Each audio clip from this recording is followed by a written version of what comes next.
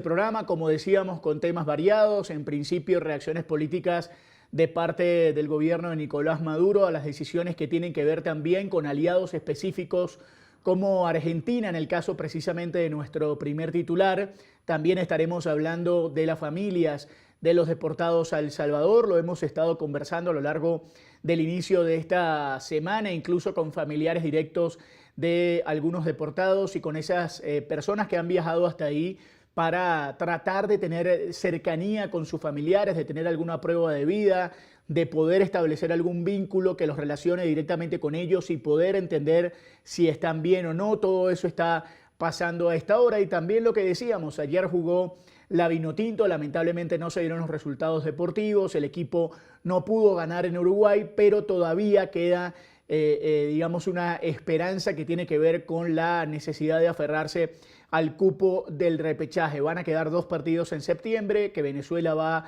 a jugar, uno fuera del país y otro en casa. En un momento lo vamos a hablar y vamos a discutir en caliente lo que son las realidades de la selección venezolana y qué expectativas hay ciertamente con respecto a eso. Pero ya vamos a establecer comunicación con Santiago Martínez, como siempre, la cabeza de este grupo, para empezar a desmenuzar el programa, las informaciones y las noticias del día y poder meternos de lleno con los diferentes temas. Hola Santi, bienvenido, buenas tardes.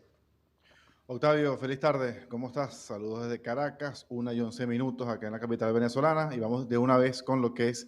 noticia, lo que ha sido noticia en las últimas 24 horas acá en Venezuela. Y comenzamos con temas políticos, y es que, lo decíamos allí en titulares, con comunicado oficial de Cancillería, el gobierno de Nicolás Maduro pues salió en defensa de la expresidenta argentina Cristina Fernández, calificando el fallo de la Corte Suprema en su contra como un golpe político y judicial. Recordemos que se trató, un poco para explicar de qué viene esto, de una decisión que ratificó la condena a Fernández por 6 años de prisión e inhabilitación perpetua, es decir, para siempre, para ejercer cargo público, todo esto por irregularidades en la concesión de obras viales, aunque por su edad será casa por cárcel, ya tiene más de 70 años y eso dicta pues la ley argentina. Insiste Venezuela que Cristina Fernández es víctima hoy de una persecución brutal impulsada desde el Poder Judicial subordinado al proyecto autoritario del presidente argentino Javier Milei.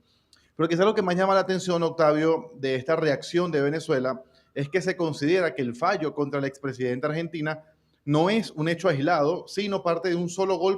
un golpe geopolítico contra América Latina para reconquistar y recolonizar el continente. Eso dice el comunicado, y que hay varios ejemplos. Uno de ellos, y lo leo textual, el vulgar fraude electoral en Ecuador. Luego hablan de la violencia desatada contra el presidente Gustavo Petro en Colombia, se refiere a los últimos atentados, los últimos hechos de violencia en Colombia, y también a esta embestida judicial contra el pueblo argentino. Es decir, para Venezuela, lo ocurrido en Ecuador con la victoria de Noboa, lo que viene pasando en Colombia desde el fin de semana con los hechos de violencia, las bombas, los explosivos y los atentados, y lo que ocurrió en Argentina con Cristina Fernández, dice Venezuela, es todo un golpe geopolítico contra América Latina y contra la izquierda. Por tanto, el chavismo pues llama a los pueblos, a los gobiernos y movimientos de América Latina a comprender y enfrentar esta arremetida, como lo dicen, y lo califican ellos como una guerra integral contra la dignidad y la autodeterminación de la región. En el comunicado además se insiste que lo ocurrido en Argentina no es justicia, sino que se quiere borrar al adversario con métodos coloniales, y que el fallo es ilegítimo e ilegal, con la única finalidad, dice Venezuela, de inhabilitar por la fuerza a quien representa el corazón político y emocional de millones de argentinos. Incluso comparan al actual gobierno con las dictaduras de hace más de 40 años, afirmando que así como en el pasado desaparecieron a más de 30.000 argentinos, hoy los mismos de ayer, con otros rostros, pero el mismo odio de clase, pretende desaparecer políticamente a Cristina Fernández. Te repito, Octavio, es un comunicado largo, un largo comunicado de Venezuela, rechazando lo ocurrido en Argentina contra la expresidenta de ese país y mezclando esto con lo que ocurrió en Colombia, en Ecuador y ahora también en Argentina. También te comento que la Unión Europea añadió a 10 países, entre ellos Venezuela, a su lista de jurisdicciones de alto riesgo en materia de lavado de activos. Específicamente, fueron incluidos en esta lista, te leo los países: Argelia, Angola, Costa de Marfil, Kenia, Laos, Líbano, Mónaco, Namibia, Nepal y Venezuela. Mientras que Panamá, Jamaica, los Emiratos Árabes Unidos, Barbados, Gibraltar, Filipinas, Senegal y Uganda fueron removidos de esa lista. Estos países, señala la Unión Europea, deben aplicar una mayor vigilancia en las transacciones financieras para así proteger su propio sistema financiero y el de Europa. Esta decisión pues ya generó una respuesta de Venezuela, fue bastante rápida el día de ayer, quien considera pues el gobierno de Nicolás Maduro de ridícula esta lista y señala que lo que representa un verdadero riesgo es la incapacidad de la propia Unión Europea para proteger sus intereses, su economía y hasta su dignidad. En el comunicado además insiste que una burocracia anacrónica, envejecida y desconectada, pues pretende hoy tutorear a Venezuela cuando ni siquiera puede gobernar su propio espacio. Te repito, es un comunicado de Venezuela en rechazo a esta decisión de la Unión Europea de colocar a Venezuela como un país de alto riesgo por lavado de activos. En otras noticias, la Sociedad Interamericana de Prensa exigió a Venezuela la liberación inmediata de 3 periodistas que, afirma la CIP, están detenidos por informar. La organización condenó lo que en principio habría sido una desaparición forzada y posterior detención de Carlos Marcano, de Nacari Mena y de su esposo Gianni González. Dice la CIP que estos 3 casos reflejan cómo se utiliza la justicia como instrumento de censura, por lo cual exigen a Venezuela cesar estas prácticas y cumplir con los estándares internacionales en materia de libertad de expresión. Específicamente se refieren al caso de Marcano,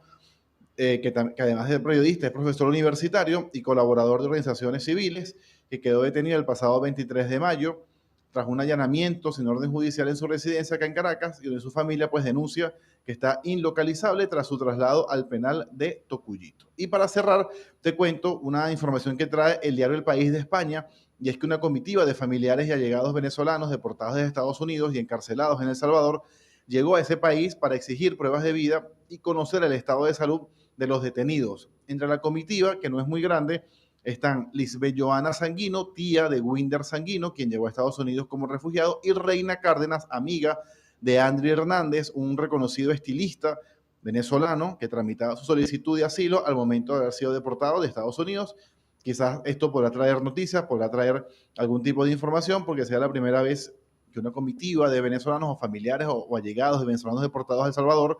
recordemos, Octavio, son 250 los que fueron deportados, llega a ese país para saber qué ha pasado con sus familiares, porque como lo hemos dicho acá, ellos allí en El Salvador no han cometido ningún delito. Es parte del menú informativo, lo más importante acá en Venezuela, hoy miércoles 11 de junio. Octavio.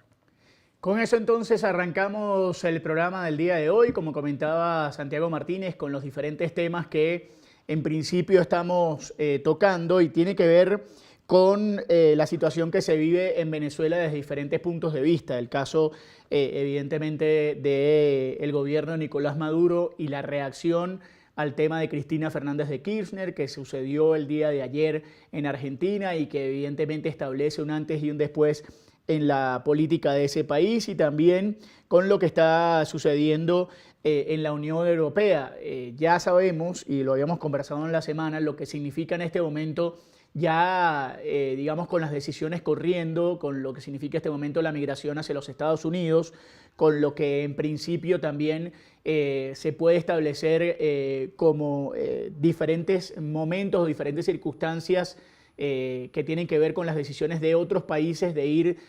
también cerrando sus fronteras con respecto a los venezolanos. En el caso, por ejemplo, de Ecuador, ahora con este tema de la Unión Europea, evidentemente son días